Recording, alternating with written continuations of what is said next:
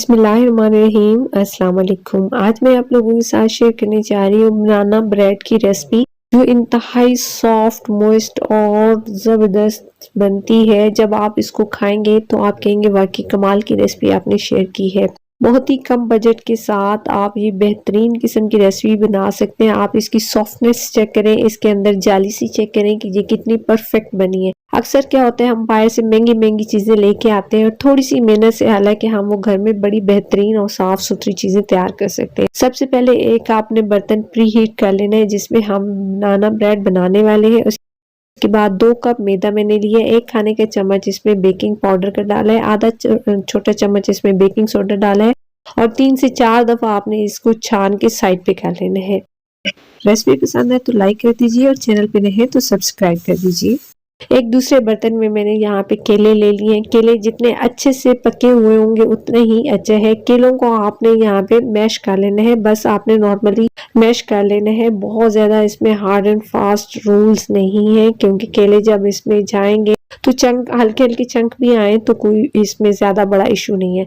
यहाँ पे एक अंडा मैंने ले लिया है। अंडे को पहले मैंने कांटे की मदद से फेंटने की कोशिश की है, लेकिन फिर मेरी छोटी बेटी रोना शुरू हो गई तो मैं यहाँ पे फिर साथ में बीटर का इस्तेमाल कर रही हूँ। आप इसमें हैंड विस्क का इस्तेमाल कर सकते हैं, बस थोड़ा सा टाइम ज्यादा लग जाता है। उसके बाद एक अंडा फेंट लेने के बाद दूसरा अंडा मैंने इसमें डाला है और दोनों अंडों को आपने अच्छे से फेंट लेना है ताकि ये फ्लफी हो जाए।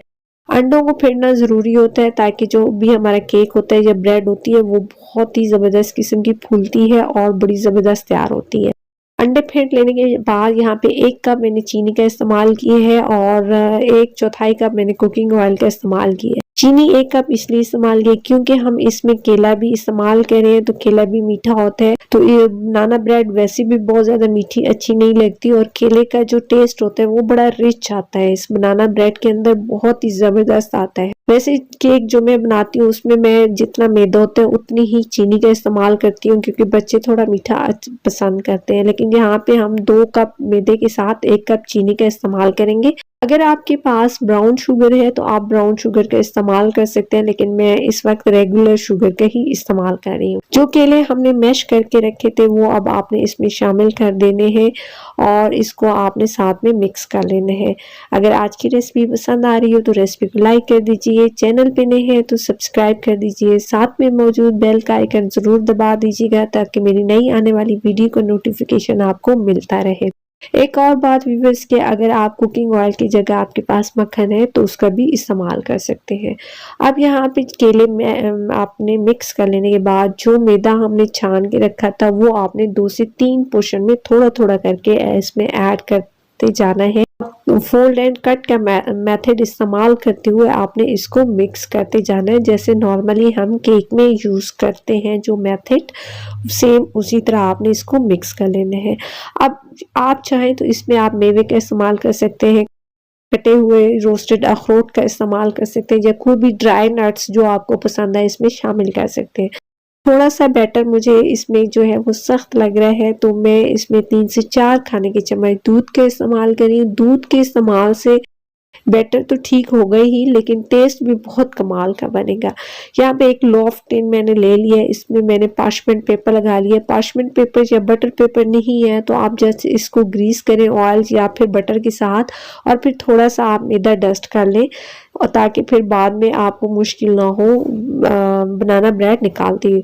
इसको 2 से 3 दफा टैप कर लें ताकि ये एयर फ्री हो जाए और फिर जो कढ़ाई हमने प्री हीट होने के लिए रखी थी इसके अंदर रख दें, ऊपर से ढक्कन बंद कर दें। ढक्कन अगर आपका सही नहीं है तो इसके ऊपर कोई हैवी चीज रख दें ताकि स्टीम बाहर ना आए। मीडियम हाई फ्लेम पे आपने कम से कम 50 से 55 मिनट में ये आपने इसको कर लेना है। आप कम से कम 40-45 मिनट के बाद आप इसको खोल के चेक कर सकते हैं, लेकिन 50 से 55 मिनट ले जाती है ये ब्रेड। तो ये 55 मिनट के बाद मैंने इसको निकाला है, बिल्कुल परफेक्ट तैयार थी। उसके बाद मैंने इसको एक कपड़े में इसको लपेट के रख दिया था ताकि इसकी स्टीम इसके अंदर ही रहे और ये सॉफ्ट रहे। तो आप इसकी सॉफ्टनेस चेक करें और ये चेक करें ये कितनी फ्लफी बनी है, कितनी जालीदार बनी है। अभी मैं आपको कट करके भी दिखाती हूँ, बिल्कुल परफेक्ट है। जब आप ये अक्सर सवाल होता है कि बीच में हमारा केक बैठ जाता है, ब्रेड बैठ जाती है, वो इसलिए होता है कि आपका वक्त जो होता है वो कम वक्त में आप जल्दी खोल लेते हैं। जब आप जल्दी खोलते हैं जो अंदर एक स्टीम बनी होती है वो निकल जाती है और हमारा केक या ब्रेड जो होते हैं वो बीच में बैठ जाती है।